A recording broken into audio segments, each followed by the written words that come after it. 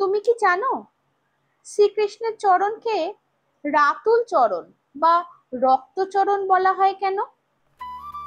এটা কি শুধুই রঙের কথা?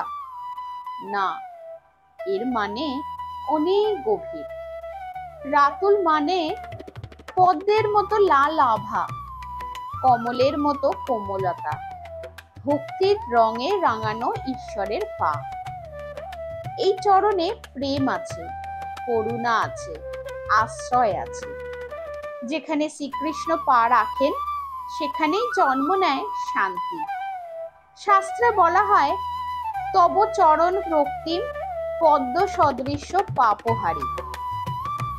রাতুল চরণে সোনার নূপুর, রুনু ঝুনু রুনু ঝুনু বাজে রে। ভক্তের চোখে এই চরণ হয়ে ওঠে আশ্রয় আর মুক্তির পথ।